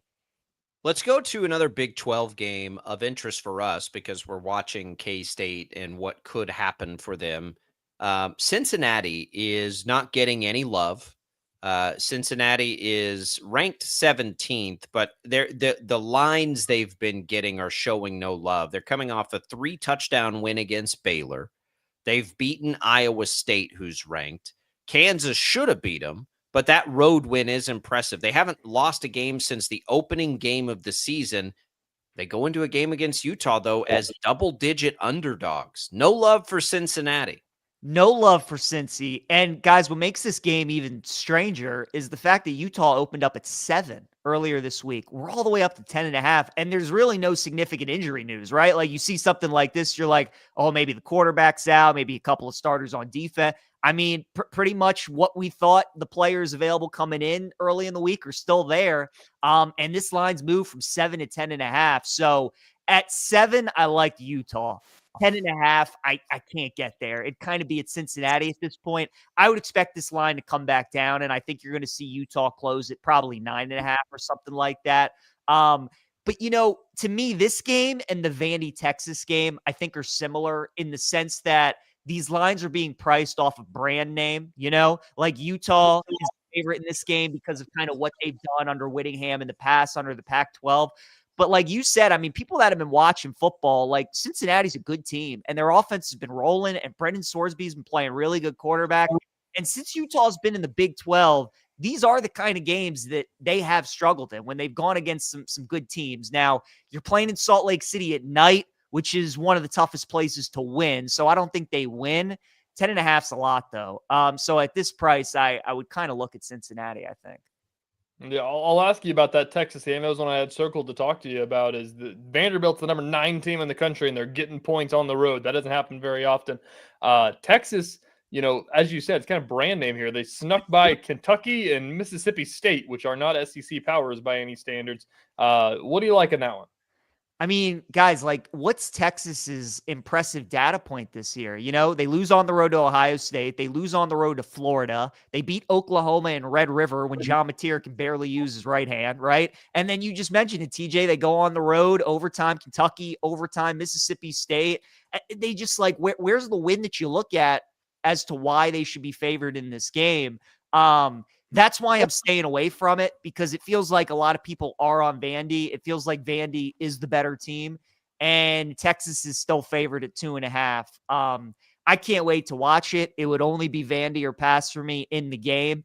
But yeah, I mean, again, I compared it to the Utah game because it just feels like Texas is Texas. And if they were an underdog in this game, people would come in and just slam the Longhorns. But Vandy is the real deal. They have everything in front of them. If they win out, they're going to be in the college football playoff, and this is one of the games that they got to take care of business. So Arch is in concussion protocol as well, so we'll see if he ends up playing for Texas, and they have to go to the backup. But I would look at Vandy. I'm hoping we get a 3. I don't think we will, but if we get Vandy plus 3, I'll be on the doors in that game. Before we go to Thursday Night Football tonight, PJ, what other college games are in your favorites this week? So I'll give you guys 2 other quick ones. Miami and SMU, fellas. When Miami and SMU play on Saturday, it'll be November 1st, week 10 in college football. It'll be the first game the Canes play outside the state of Florida this season. Every game they've played have been at home, and then they played Florida State on the road. So this is the first time they go outside of Florida. I want to look to fade Miami early. Obviously, the Canes are in town, the fan base, the players, they're going to be jacked up for that. SMU first half, 6.5, I like against Miami. And then the other one, Nebraska USC. I'll take Nebraska plus 6.5. Lincoln Riley, since he's been in LA as the coach of the Trojans, when he's had to play a game in the Eastern or Central time zone, 1-15 against the spread, 1-15 straight up. And we keep getting these numbers with USC where they lay touchdowns and I just don't get it because they are terrible on the road. And as people know, all Nebraska does is play people close in a 1-score game. So I like the Cornhuskers plus the points in that one as well. PJ, those sound like made-up stats. That's insane. Riley is abysmal away from home, but they keep laying those numbers, so we'll keep fading. I guess so. All right, let's go to NFL. We get to talk to PJ Glasser on a Ravens game day tonight, actually.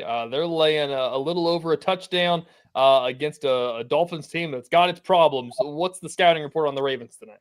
Like the over in the game at 51.5 with Lamar back. I think the offense is going to be able to score against that Dolphins defense. They have one of the worst run defenses in the NFL. Enter Derrick Henry, enter Keaton Mitchell, who they got going a little bit in that Bears game. Now, Lamar coming back from the hamstring, I wouldn't expect them to run him as much, but just the threat of him being out there. I think the Ravens are going to be able to score, and I think the Dolphins are going to be able to score as well, guys. When Tua comes off of an outright upset, he's 8-2 against the spread in those 10 games. So when Tua gets a win, he starts getting momentum. He plays pretty well. The Ravens still get no pass rush either. And Tua's one of those quarterbacks, when he doesn't have any pressure, that's when he tends to play pretty well. I think both teams are going to be able to score in the game. So I do like the over, and I think the Ravens in a teaser. Just don't overthink it. I know it's going to be super popular this week. People betting them down to 1.5 starting the week, but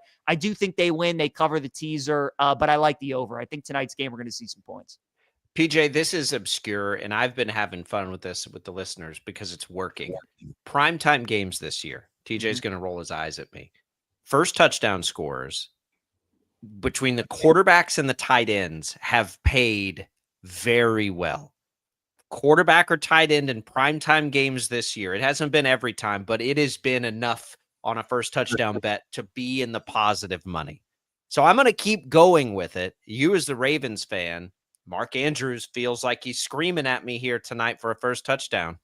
Mark could be a good option. I mean, how about just go with Lamar and the narrative, I know that's right? but his He's odds back. aren't going to be. Yeah. Lamar's back. You could see him getting to the end zone first. And, Al Michaels going something like, oh, Waller's had one himself. Yeah. I don't know if he's exactly. playing, but he's been on one of these this year. He has. So, yeah, I mean, I think the tight end Andrews could be a good look. I think Lamar could be a good look. Yeah, this is going to be a fun game for people out there that like doing the same game touchdown parlays. I think this is going to be a fun game for it because we usually don't see totals this high on Thursday Night Football, right? We all know these games tend to be ugly. They tend to be sloppy. I kind of think this is going to be similar to that Bengals and Steelers game we got a couple weeks ago. I think this is going to be a fun one. So, yeah, if you want to take some touchdown parlays tonight, I think this is a good game for it. We'll get right to probably the game of the week, one of the games of the year around here. Chiefs-Bills going to Orchard Park. The line is moved in favor of the Chiefs. Jacob, I'm looking at it, though, and it is moving back to the Bills. I've got 1.5 in front of me. We've been on the air. Yeah. What's going on with this line? So, I don't know about you guys. It feels like everybody's on the Chiefs in this game, and rightfully so. I mean, I get it. Kansas City looks like the best team in the NFL. They're playing great. Buffalo, I mean, they beat the Panthers, but it was really James Cook. They didn't have to do much more than that. And Andy Dalton was atrocious. So I don't know. In these kind of games, in these kind of high-profile matchups, when it feels like everybody's on the same side, it does make me nervous. And as you guys know, I mean, the Bills have dominated these games in the regular season. We know what happens when these two teams meet in the postseason. But in the regular season, I mean, Allen and the Bills have won these games. So you're getting them as a home dog. It doesn't feel like anybody likes them in the game. I haven't bet it yet, but I am kind of leaning towards taking Buffalo. I think I'm going to end up betting it live, though, because I do feel like I'm going to get a better plus number than 2. With the Bills. Like I could see myself getting to 6.5, something in that neighborhood. I think I'll just end up betting the game live because, I mean, these games between these two teams are usually one-score games. So I think that's a good way to go about it. I will tell you guys, my favorite play of the week, though, is a prop in this game, and that's Josh Allen over rushing attempts. They never price it as high as they should, and he's played Kansas City 9 times in his career. He has had 8 or more rushing attempts, 8 of the 9 games that he has played Kansas City. At BetMGM, his rushing attempt number is 6.5, and it's juiced to the over at 135. You can shop around and find some 7.5s at plus money, but Josh, anytime he plays the Chiefs, I mean, that's the team he wants to beat the most, and he's always willing to put his body on the line, and he's always willing to run. We know he gets those, scrambles, those QB sneaks, on 3rd down, 3rd and short, at the goal line, all those kinds of things. So I think that number is way too low. He's gone over that 2 times this season, and it was the Sunday night game against the Ravens and the Patriots. So when it's a big game, when he's going up against Kansas City, Baltimore, certain top-tier teams, those are the games Josh is looking to run. So they price it like it's just every other game, and it's not. When it's Kansas City, you should be paying a tax for that, and the books don't adjust. So that is my favorite. I mean, 6.5 is just way too low. 7.5 is too low for his attempts. Yeah, I like. And the other thing is they all have been good against running backs this year, and we know Buffalo wants to run it. Yep. So if they stop James Cook, I think that I like that a lot. Definitely. We'll put into my sucker bet parlay combinations that I have incoming. There are some other interesting ones. One of them, PJ, is JJ McCarthy's return. The Lions big favorites at home, 8.5. Boy, based on what we saw out of JJ McCarthy, 8.5 doesn't seem enough, to be perfectly honest. But the Lions are coming off a bye. They feel a little bit like a wagon right now. You got to be confident in a guy that has not looked good in the limited time we've seen him if you're going to jump on the Vikings there. Yeah, I'm laying the lumber with Detroit, boys. I'm with you. I don't know why this line is as low as it is. I think anything under 10 is a good bet. Like you said, Detroit's coming off a bye. They should be fully focused and motivated. They got to keep pace with Green Bay in that division. And, when we talk about Minnesota, we talk about how good their coaching staff is with O'Connell and Flores. Dan Campbell, Detroit, their offenses, they've been really good against Flores and those Vikings defenses. So look, I normally am a guy who likes betting underdogs. I normally don't like betting these big numbers in the NFL, but I think this is a good spot for Detroit. So I did take a -8.5. Yeah, PG, one more from me. This is kind of the one weird line that I feel like I've seen. The Broncos are underdogs on the road against the Texans, and we can't really tell what the Texans are. They've had their struggles, and then last week they looked like they were going to win the Super Bowl. What do you make of a line there with the Texans favored with the Broncos? So I like the under in the game at 39.5 because I think both offenses, both quarterbacks are going to struggle against both defenses who really get after the quarterback. I would lean towards Houston in the game. Denver opened up as a favorite, but with the Surtain injury news, now the Texans are the favorite in the game. Look, I just think that odds makers and bettors aren't convinced on Denver because they've been beaten up on a lot of bad defenses. You know, they just played Dallas last week, and they played the Titans, and they played against a bunch of bad teams. They played against the Jets, and they really struggled. They played against the Bengals. So this is going to be the best defense that they've faced. I mean, the Texans are maybe the top defense in the NFL going on the road. So I just think this kind of a prove-it game for people. And Bo Nix at times has looked really inconsistent. I like under 39.5. And if I had to play it, I probably would look towards Houston. All right, PJ, before we cut out of here, any other NFL can't misses this weekend? So, boys, it's ugly, but this is just classic NFL. I'm going to take Atlanta plus 5.5 against New England. Now, we need some good injury news. We need Penix to play, and obviously it would help if Drake London plays for Atlanta as well. But, I mean, just look at the state of these two teams, right? New England is as hot as can be. They're absolutely rolling right now. And Atlanta just came off a 20-point loss to Miami. So they were a 6.5-point favorite last week. Now they're a 5.5-point dog this week. I love looking at these kind of games where we just got New England -7 against the Browns. And now we're getting New England -5.5 against the Falcons. Do we really think, especially if Penix and maybe London come back, that Atlanta's only a point and a half better than Cleveland? I don't buy that. So I think this is a nice buy. Usually 5.5, very key number in the NFL. When you get a road dog 5.5, one of those key numbers where normally the dog covers, normally the dog wins outright as well. So I like we're getting that 5.5. I think the Falcons, they pull the upset in that game. Love it. Host of Send It In, inside the betting lines on BetMGM Network. Good luck to your Ravens tonight. Good luck to all our bets tonight and into the weekend, PJ. Let's do it again next week. Absolutely. Thanks, fellas. Good luck. There goes PJ Glasser. That Thursday Night Football, by the way, you'll hear it right here on KFH. I think I'm gonna go Andrews tonight. I think I'm gonna go Andrews. Lamar's the obvious one on the return. Maybe I'll look at the odds. I haven't looked at the odds yet, but I'm afraid he'll get pushed down a little bit too much for my liking, but we'll see if we can keep. All I know is that I tailed you one time and I'm 0-1. So which one did you tail? Last week I took Mahomes. Why didn't you take Gadsden on Thursday night like I told you? We got him at 18-1. Caleb Williams at 20-1. We're nailing it. We're nailing it. We'll see. I got to look at the odds. We'll come back. Tim Fitzgerald joins us next.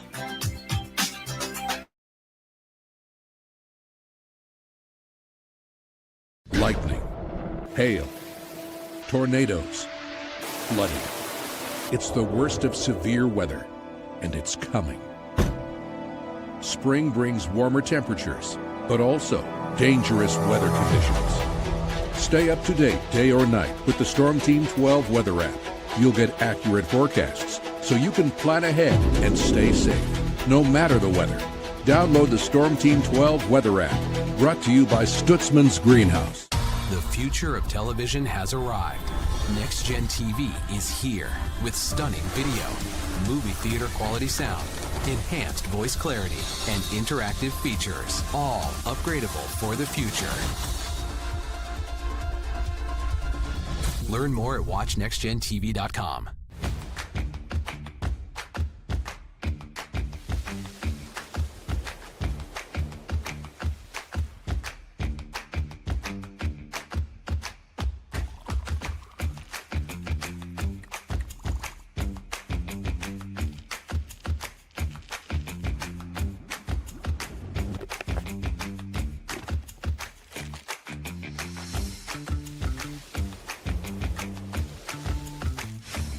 canvas of our imagination. They tell a story. Clouds affect the events of your day.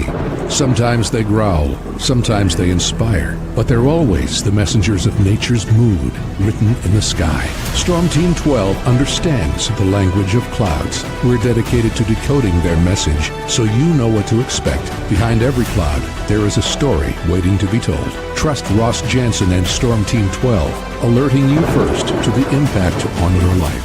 We are following a breaking update. Every day, all day, stream the stories that have you talking near and far. Whoever is behind the wheel of this bus is not stopping. From hundreds of local reporters and meteorologists spanning the country. Chaos here this morning at the UW campus. Search LNL for the all-new Local News Live streaming app. Odyssey is one of the most influential audio and entertainment brands in the nation. You already know Odyssey's iconic local radio brands in Wichita. But did you know Odyssey has the country's best collection of music, news, and sports brands? Odyssey is also a premium podcast creator, major event producer, and digital innovator. Odyssey brings people together across the country and right here in Wichita. Odyssey also delivers meaningful radio and digital audio results. Find out our story and impact at odysseyinc.com/Wichita. Make yourself known now. 31001 in traffic pursuit. Oh my God, here. Investigate TV Plus begins with real people.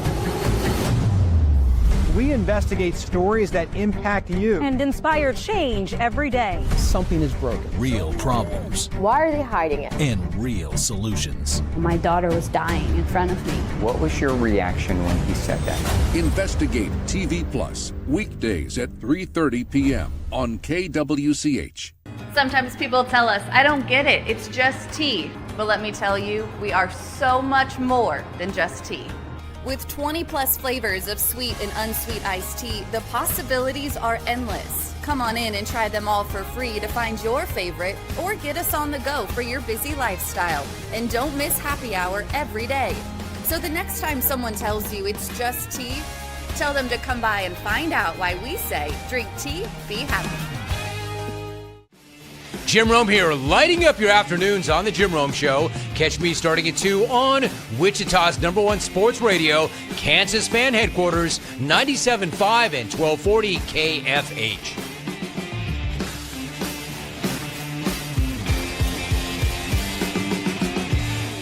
Mornings are busy. We're here to make your mornings better. We report the stories that affect you. 3 more hospital lies from contaminated apple juice just a day after the FDA issue a recall.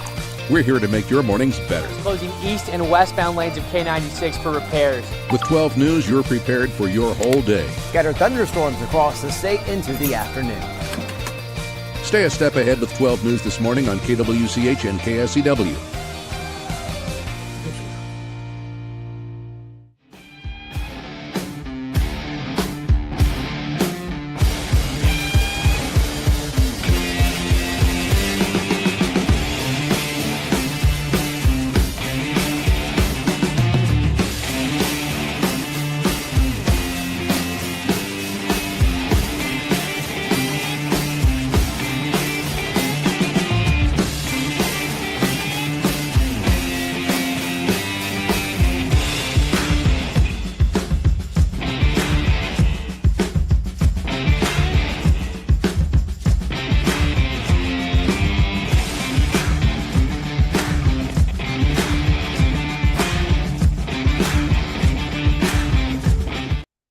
Is on KFH.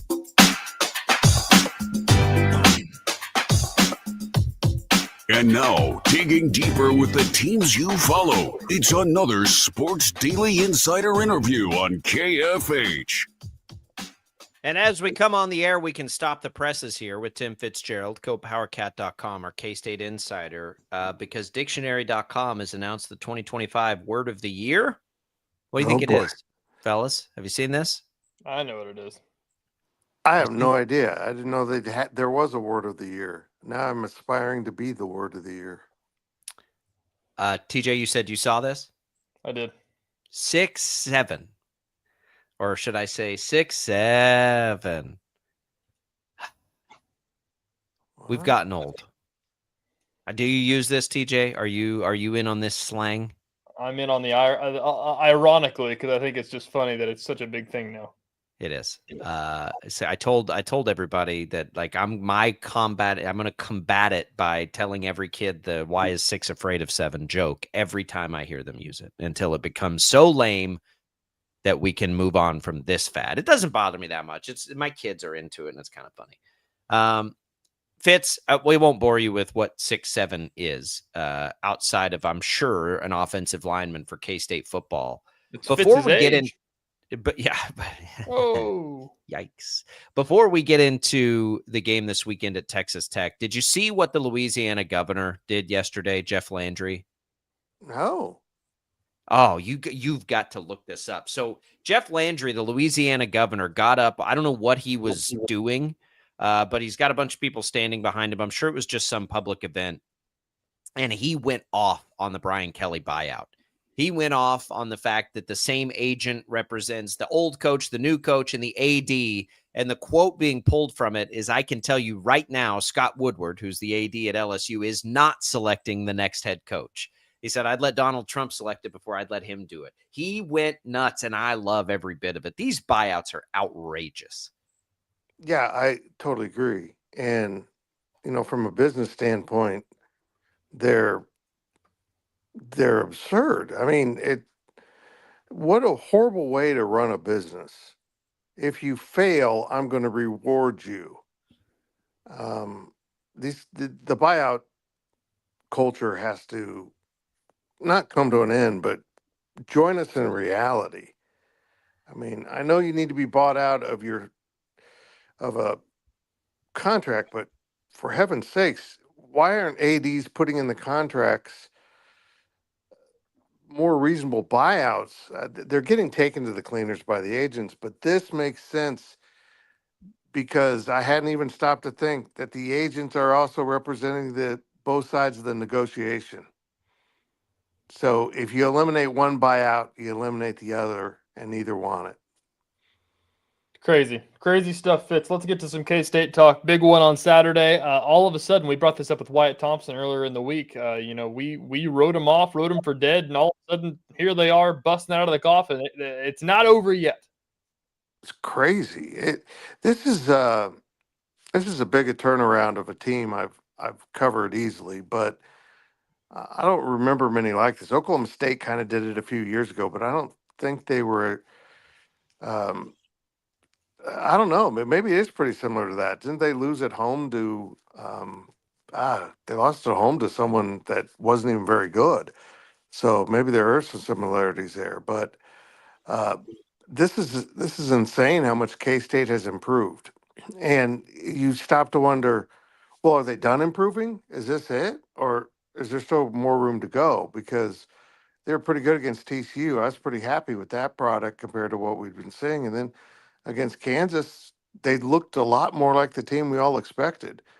So is there another level here, or was that kind of the peak? Well, we're going to find out because Texas Tech is going to hurt your feelings real fast if you're not legitimate. What does K-State do here? It's funny. We paid so much attention to Dylan Edwards that we've almost missed that K-State's been able to run the ball a little bit lately. Texas Tech's defense is good at everything. Yeah. So to me, it feels like Avery is going to just have to be otherworldly offensively to keep them on their toes a little bit, or their heels, I should say, a little bit. But how do you attack a defense that doesn't seem to have any hope? Yeah, you're exactly right. You got to find a way to make plays. And for Kansas State, that's going to be trying to generate some form of a running game. This is an elite run defense. And Kansas State has been improved in their run blocking and ability to run the ball, but they didn't even achieve what we thought they needed to do to beat Kansas. So they found a workaround there. And that workaround is, if you want to come up and try to take away the run, Avery's going to go over the top and do it effectively. He's lowering a defensive coordinator's desire to press the line of scrimmage because the price has gotten pretty high. So you're right. In many ways, Avery Johnson is going to have to make a lot of plays. But that's true of any quarterback in a big game against an opponent that probably is superior. Someone's got to rise up and have a day. And Avery Johnson seems poised to do that. But on another level is the fact that running quarterbacks have hurt Tech. That is something they don't account for, and also they play a lot of man, so they turn their back on the quarterback. Avery's got to take that yardage whenever possible, just to kind of perpetuate the sticks to keep them moving. This kind of reminds me of that game at Texas a few years ago when K-State was awful at halftime. And then they adjusted and came out and took the game to overtime. They ended up losing, and they certainly didn't play a flawless second half, but they learned how to hang in the game and then match the energy. Kansas State's going to have to rise to a whole new level. They really will. Fitz, kind of on that subject, I'll take us back to this past Saturday, Sunflower Showdown. It felt to us like it was the best game that Avery's played. Oh, I agree. And I didn't catch this at the time, but I guess his quarterback rating was the highest at K-State since 2014. Wow. And they only had the offense only had the ball like 53 times. So his efficiency with what they did in that time was incredible. Yeah, he was. That's more the Avery we thought we'd see, and it wasn't just the running and the throwing; it was how he took command and took charge of things, and kept perpetuating drives and making sure those drives ended in points. That was the attention to detail that Avery Johnson needs to have, and kind of a situational awareness that is increasing and really needs to be an area of continued focus for him, because you take risk on 3rd and 6 that you don't take on 2nd and 6 when you need a first down. So learning that, and he seems to be, is going to be taking him a long ways. But we have to be real. My jaw hit the floor because I felt the same way. I was like, this is the best he's ever looked. He completed 11 passes. Yep. That's it. 11, the fewest he's completed all year. In that game that he looked the best, he didn't run at all. So like it was the best he's looked too, but it was anti everything we say we want to see from him when you go into a game. The efficiency's the key. I can't imagine he will be even close to that efficient just because of the defense he's going up against. So what more can we see from him in the game, right? If you took away the big completion, I would think against a team like that, it's going to be on the ground where he can be a little bit more of a difference maker. The second reaction type plays, because in structure, Texas Tech's as good a defense as there is in the country right now. Oh, it absolutely is. And, the reality with Avery's running game is if you prove he's going to do it and could hurt you at any second, they have to change for that. They have to adjust. Early in the season, they were taking him away, but they really weren't that threatened by him either. He didn't have an appetite to go run the ball. And now people know he does, but you're right, he's going to have to put it out there and have a long run or two that makes Texas Tech alter what they're doing. Fitz, I'll switch our gears here. Not only do we get Texas Tech game on Saturday, we've got K-State basketball next week. By the time we talk to you next, we'll have basketball games in the books. Just kind of what is the Cliff Notes version of this team? We saw a scrimmage at Mizzou. I didn't get to catch most of that, but they scored 90 points in that game. Are we going to see a lot of offense from Jerome Tang this year? What's your stance on them? Yeah, I think offensively they're going to be a totally different team. Coach Matthew Driscoll coming in has really taken charge of that. He's a dynamic coach and known for his offensive ability to get things moving, which K-State needs. And I think they addressed it on the recruiting trail too. I think they did a much better job of finding natural scores that can help them. You just never know until the team hits the court, but I think this will be the best version of Jerome Tang basketball since that first team. They just have a lot of parts, and I think having some new ideas on the coaching side really helps them. But yeah, I'm intrigued to see how this plays out as the season goes. They'll get a warm up game, a tune up game against TJ's Newman Jets before then tomorrow night. They really though I don't know how good Cal's going to be this year, but it may be a minute. We may make it through the first 3 weeks of the season before they're really challenged at all. We know Chris Jans will have Mississippi State in pretty good shape. It might be like, when do you think we'll have even a real feel for it? Because it's not going to happen out of the gates. Yeah, I think we'll actually see a higher talent level immediately. I think where our frustration will come is we've gotten used to pretty good defense. Not that the defense is going to be bad. I just think this group's going to be more offensively acclimated and want to go attack the rim. Trying to get them to defend at the same level will be the key to them having a great deal of success. There you go, Fitz. What's your scouting report on the Newman Jets coming into Bramlage tomorrow night? They actually aren't Jets. They're human beings. What? I know. It seems like it'd be a huge advantage. But as opposed to Kansas State, that actually has a half Wildcat, half man mascot. I'm just saying. I'll give you $10 if you can name the name of the mascot at Newman. It's Jerry the Jet. Oh, you're close. It's Johnny. Benny. Oh, wow. Benny and the Jets. No, that'd have been better. Pretty good. That was a really close guess. That's good. The alliteration guess was a strong play. I don't imagine you guys have a Newman scout up at gopowercat.com, but you got all kinds of content on Texas Tech. What can people find? Yeah. K-State pregame show drops at 10 a.m. on the YouTube machine. The walkthrough drops tomorrow at 10 a.m., but all kinds of VIP coverage for our subscribers of behind the scenes, kind of taking you deeper into the game. It's all available at GoPowerCat. Probably time to subscribe. It's getting fun. Here we go. GoPowerCat.com, at Life of Fitz on X. Enjoy it. Boy, the door's cracked open. Who'd have thunk it? But here we go. Fitz, we'll talk next week. Thanks, boys. There goes Tim Fitzgerald. Oh, man. This game is like, it's making me, I don't know, nervous, TJ. Is it nerves? Like, I'm worried. It's more than nerves. It's just get you going, because if they lose, then it's like, okay, well, now it's done. Yeah, I'm worried, but hopeful at the same time. It's a weird emotion going into the game. All right, we'll come back. We got a little more Sports Daily. Don't go away.